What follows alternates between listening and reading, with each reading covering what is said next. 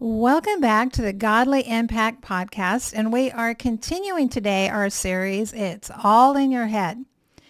I want to invite you, first of all, to share this podcast with two friends.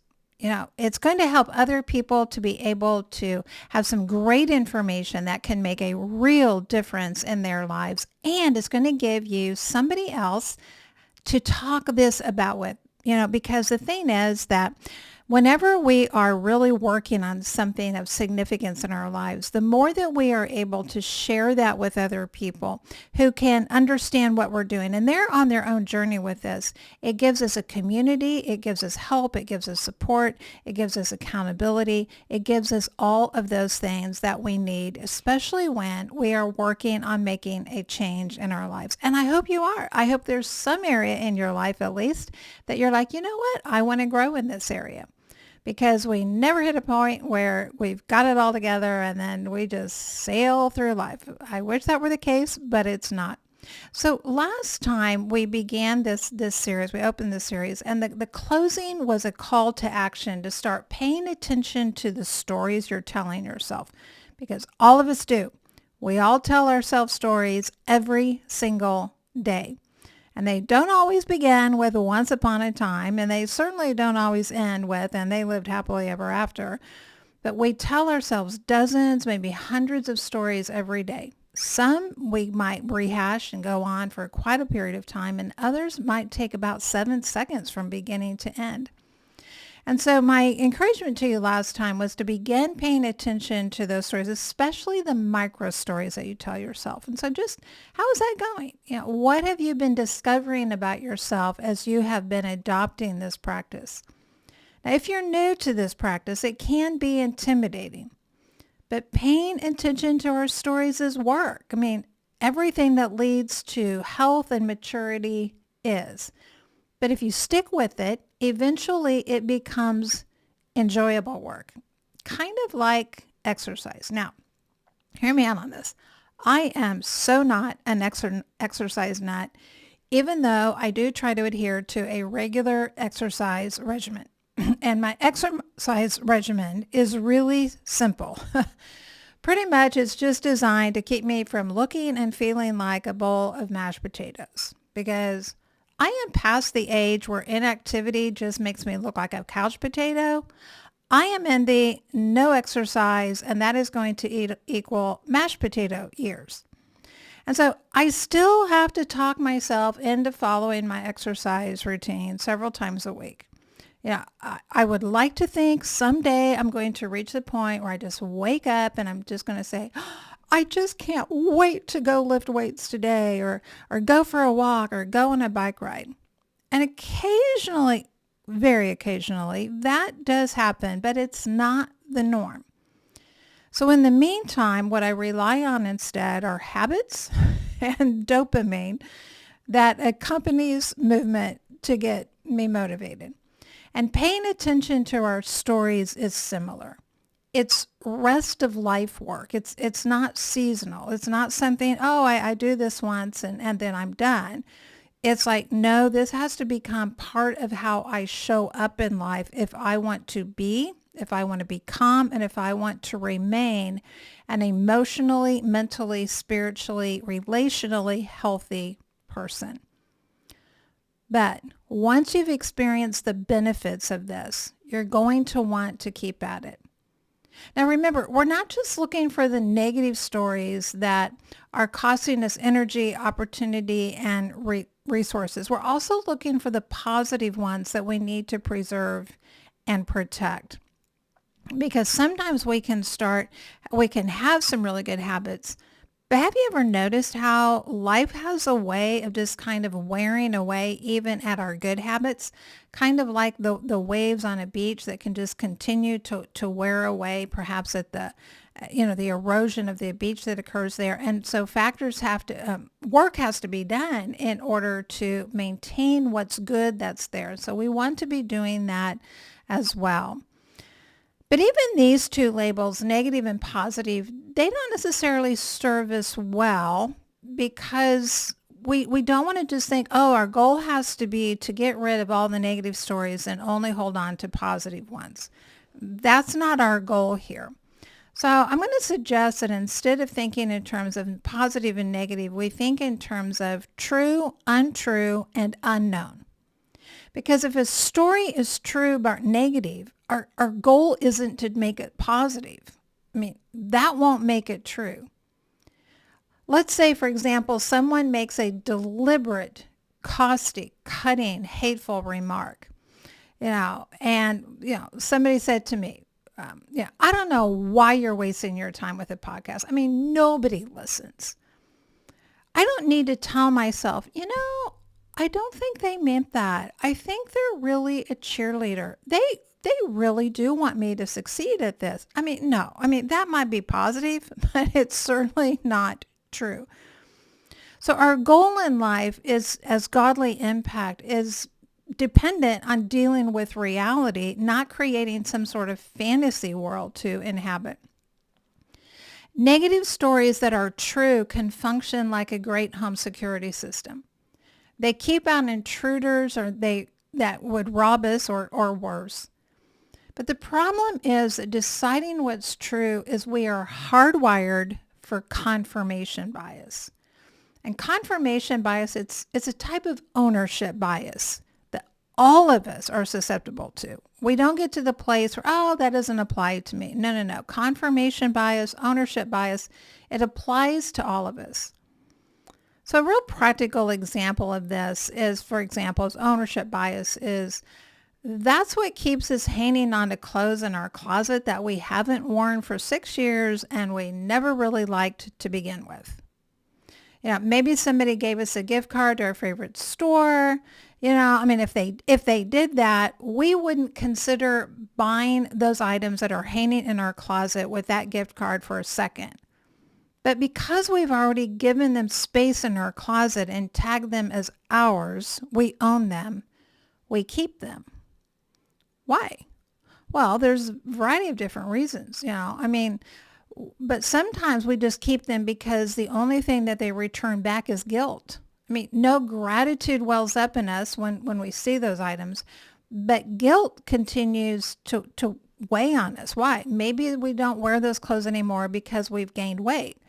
And you can definitely, the jeans that are hanging there in your closet that you used to be able to fit in, no, they're not speaking to you out loud. At least I hope not. If so, you either have a very interesting pair of jeans or you need to get your hearing checked at least.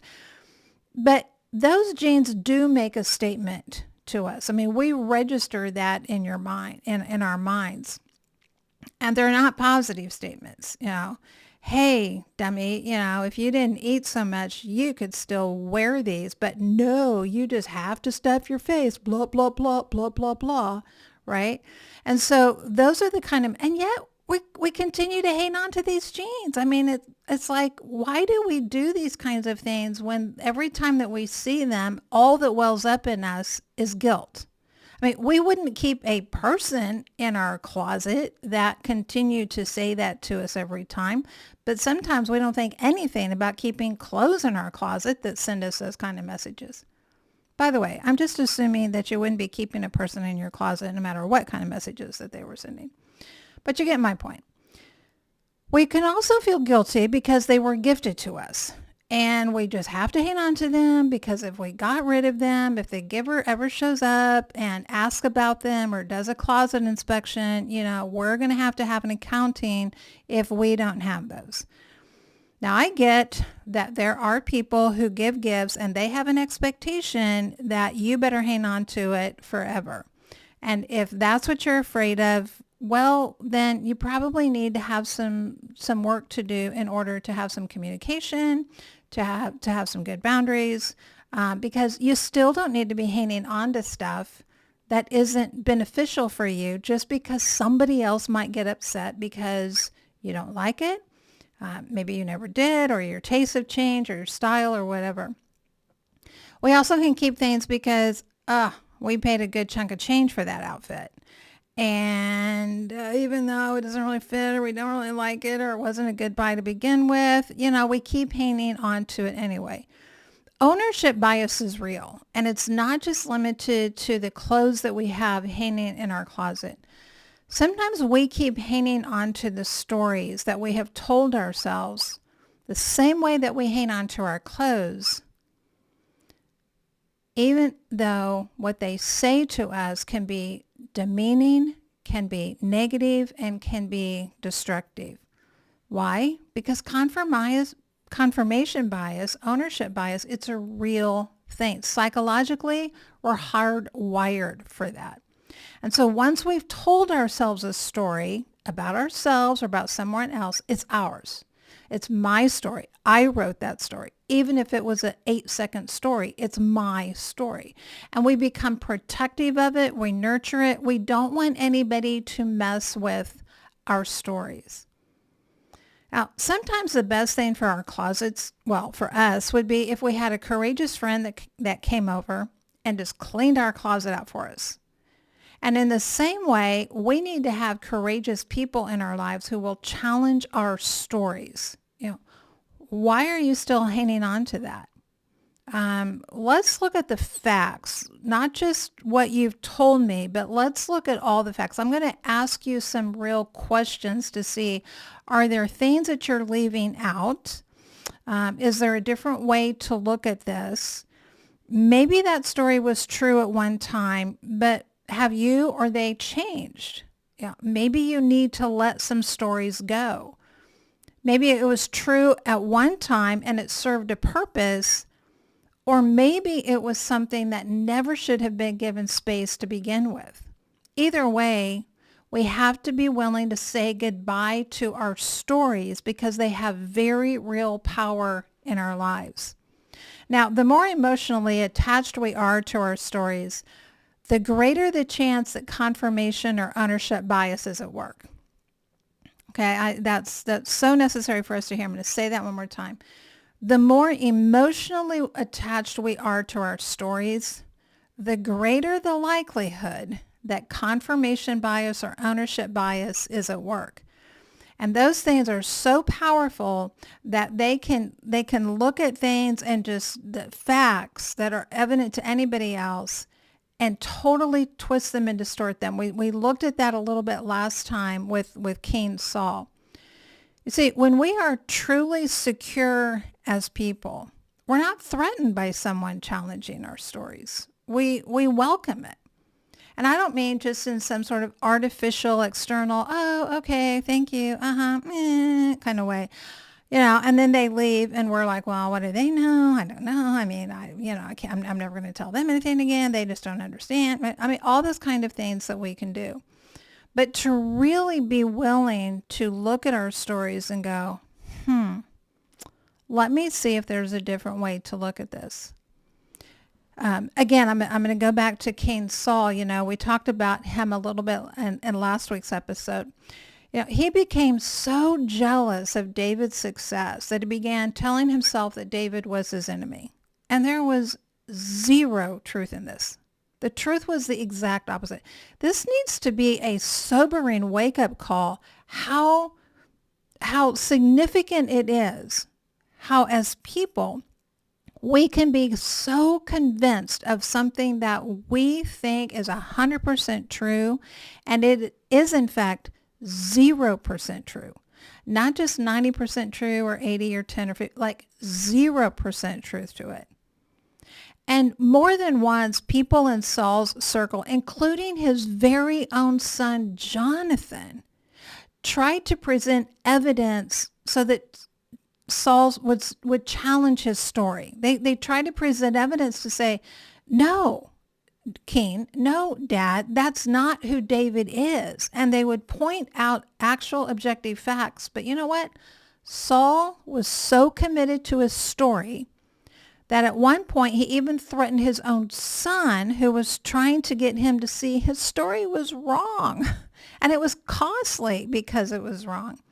And so Saul goes so far as to hurl a spear at his own son. That is how deluded a person can become when they're unwilling to have their stories challenged. Now, I'm guessing that you don't carry a bunch of javelins around that you can, just launch at somebody who challenges your story. But we have different types of javelins that we can launch. We can use our words. We can use ghosting someone. We can use attacking someone.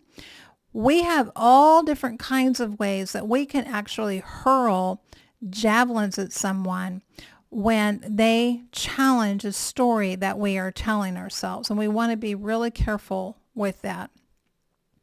So this week, I want you to continue to monitor your stories, especially those micro stories that you tell yourself, because those micro stories add up over a period of time. And if you find yourself that, you know what, most of these micro stories that I'm telling myself, the person in the store, the clerk in the store just took forever, and, I just stand in line 10 minutes longer than I should have. That person ought to be fired because they don't know what they're doing. And doesn't this store manager hire good people, right? All of those are stories that we tell ourselves. And they have an influence on the mindset that we then carry into other things. The more negative, or more importantly, untrue or even unknown stories that you tell yourself, even in these micro settings, the more you're going to carry that into other aspects of your life where the stakes might be a whole lot higher. If you go throughout the day telling yourself a bunch of negative stories about other people and how they just don't know what they're doing, and they did that intentionally, and that person shouldn't be allowed to drive, and that colleague at work, is just always trying to take the credit for my work, and they never want to show up and do their part because rah, rah, rah, rah, rah.